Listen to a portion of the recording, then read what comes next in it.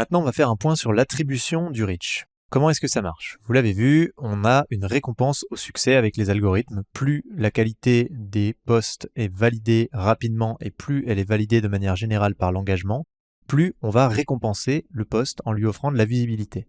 De la même manière, on va attribuer un reach au démarrage qui sera proportionnel à la qualité moyenne globale des publications depuis le démarrage du compte. Donc c'est important, le jour où on n'a pas publié de contenu depuis longtemps, de ne pas paniquer et de ne pas publier un truc à la va-vite pour se dire il faut boucher le trou parce que ça risque de vous engager dans un cercle un peu vicieux si vous fonctionnez comme ça. Et enfin, on a une pondération du pourcentage d'engagement. Alors ça paraît un peu compliqué, on va donner des exemples, mais c'est simplement pour dire que tous les engagements ne se valent pas en fonction des différents réseaux sociaux. Sur Instagram, on va valoriser les likes, les partages, et sur LinkedIn, on va valoriser les commentaires et les discussions.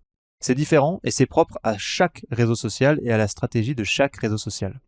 Si on prend cette boucle pour bien comprendre, ce qu'on voit c'est que quand on a une vraie communauté, et peu importe sa taille, elle peut être toute petite, et qu'on l'additionne avec des contenus travaillés, des contenus sur lesquels on a passé du temps, qui respectent toutes les normes dont on a parlé, de géométrie, de couleurs, etc., de rituels, eh bien on se retrouve avec un engagement important.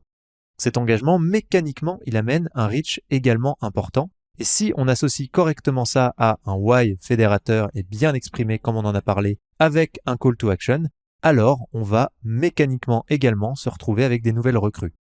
Et ces nouvelles recrues vont venir augmenter la taille de notre vraie communauté, ce qui fait que cette boucle va accélérer et va s'amplifier, toujours avec un effet boule de neige.